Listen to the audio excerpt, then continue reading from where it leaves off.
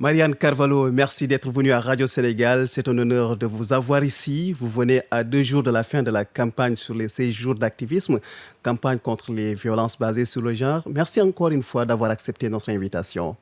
C'est nous que vous remercions, Youssouf Konté, de nous avoir invités et de nous donner l'opportunité de parler de Saint-Chix et de tout ce qu'elle fait. Alors, pouvez-vous nous présenter Saint-Chix? Quels sont ses principaux objectifs et ses missions? Alors, Saint-Chix est une association sénégalaise de femmes ingénieures et techniciennes de la tech. Actuellement, notre cible principale, ce sont les filles et les femmes, et nous existons depuis 2013. Donc, parmi nos missions principales, nous voulons mettre l'intelligence numérique au service de la femme en œuvrant pour un avenir où l'inclusion des femmes et des filles dans les technologies de l'information et de la communication sont une réalité palpable. Concernant nos objectifs, nous avons la formation des jeunes filles dans l'éthique afin de leur offrir des opportunités, les informations, les compétences nécessaires pour une réussite dans le domaine du numérique. L'incitation des jeunes filles à choisir les sciences de l'informatique en brisant les stéréotypes de genre et en élargissant les opportunités professionnelles aide à l'orientation, avoir la bonne information sur les métiers des TIC, les carrières qu'elles peuvent suivre, qu'elles peuvent choisir, les débouchés associés, développer leurs compétences sur les soft skills, les outils en fait, pour pouvoir les préparer pour ce qu'elles sont, des créatrices et puis demain des leaders. Très bien. Alors, quels sont les principaux défis auxquels les femmes et les jeunes filles sont confrontées dans le domaine des TIC au Sénégal? Pour ça, les défis sont nombreux et ils évoluent dans le temps en réalité. Parce qu'il y a 10 ans, les défis qu'on avait ne sont pas les défis d'aujourd'hui. Il y a 10 ans, on se battait pour briser les stéréotypes de genre, pour qu'elles aillent vers les sciences. Mais bien avant ça, c'était comment faire pour que les filles aillent à l'école et les maintenir à l'école.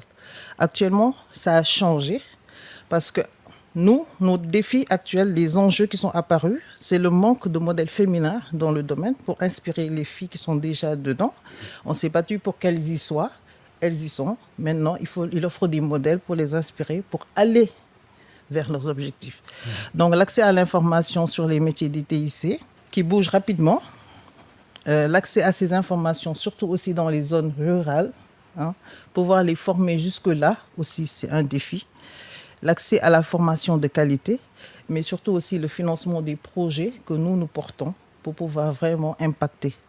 Donc, il s'agit véritablement d'aider les femmes à pouvoir décider de leur choix de carrière en leur donnant les clés de leur réussite, que ce soit la bonne information, les compétences clés, les soft skills, afin qu'elles puissent réussir dans le domaine, devenir ces créatrices innovantes et influentes et ces leaders incontestés dont le monde a besoin. À vous entendre parler, vous avez quelques projets que vous avez mis en place. Alors, quelles sont les actions concrètes que Saint-Chix a mises en place pour encourager justement la participation des femmes dans les TIC? Nous sommes le chapitre sénégalais de AFTIX, les femmes africaines dans la tech.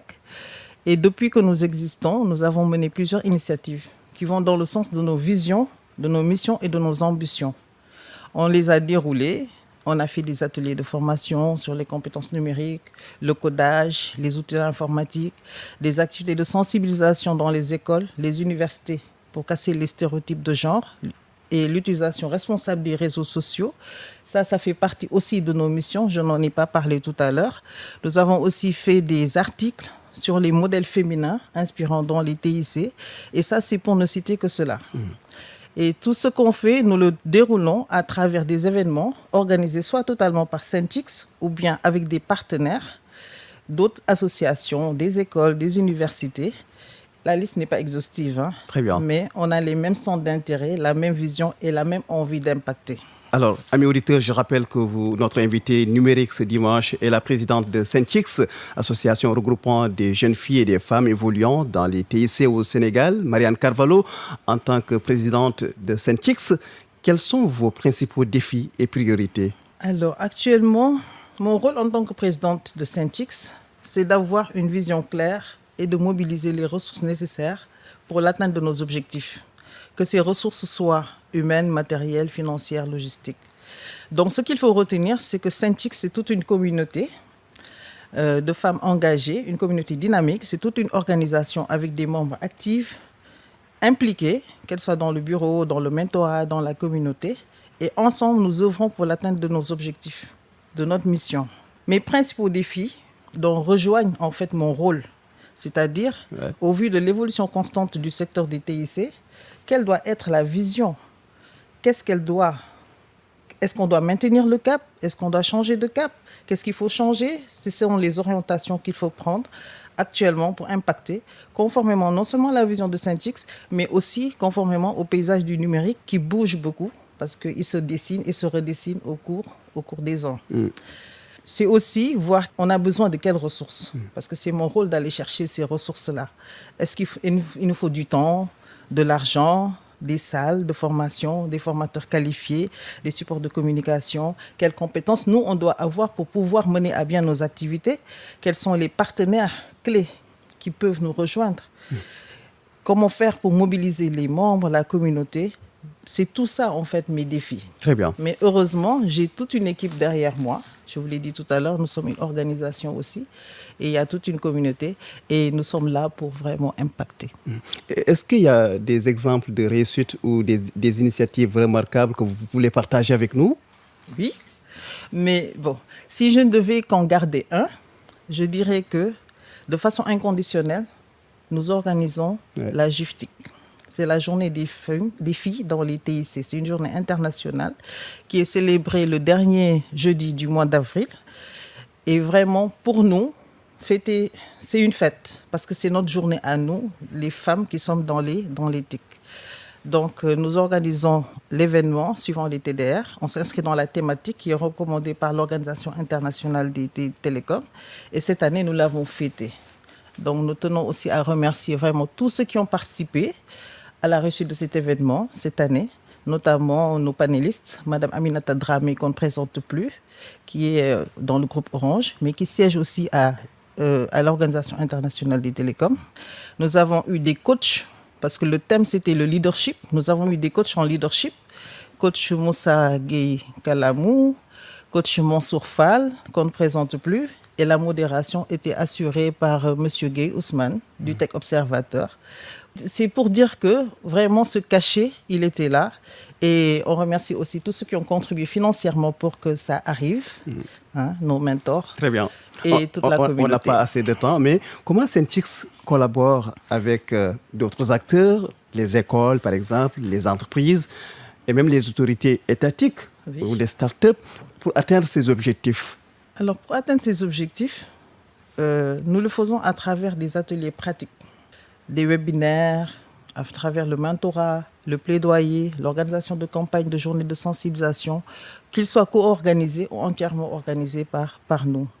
Donc nous ne travaillons pas aussi juste avec ceux-là, nous travaillons avec d'autres associations de femmes, des universités, et pour faire court, avec toute organisation désireuse d'impacter positivement la vie des femmes en incluant le numérique.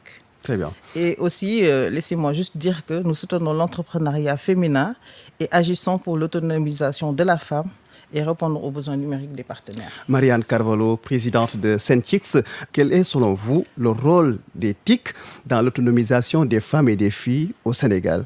Alors ce rôle, c'est un rôle clé parce que la femme, quand on lui offre les outils nécessaires pour son éducation, pour son entrepreneuriat, pour participer à l'économie numérique, elle décolle. Nous, on croit à la femme. Et grâce au TIC, les femmes peuvent accéder à des formations en ligne, créer des entreprises innovantes, se connecter à des marchés mondiaux. Et ces TIC leur permettent également de réduire les inégalités en facilitant l'accès à l'information et aux opportunités, même dans les zones les plus reculées. Comment voyez-vous l'avenir de la place de la femme dans les TIC au Sénégal? Alors, je suis très optimiste. Tout à l'heure, j'ai déploré le manque de modèles féminins. Mais le constat est là, il y en a davantage dans les postes techniques ou bien des postes de dirigeantes d'entreprises ou bien de start-up dans le secteur. Mais si on parle vraiment de parité, il y a beaucoup de choses qui restent à faire. Si on continue à investir dans l'éducation, à lutter contre les barrières sociales, économiques et de tout autre ordre qui empêchent en fait les femmes de empowerment, ces femmes pourront pleinement contribuer à l'innovation et au développement du numérique du pays. Marianne Carvalho, merci infiniment. Merci d'avoir répondu à nos questions. Je vous en prie, c'est nous qui vous remercions. Vous êtes la présidente de Sentix, association qui regroupe des filles et des femmes dans les technologies de l'information et de la communication. Merci infiniment à vous, fidèles auditeurs de Radio Sénégal. Rendez-vous dimanche prochain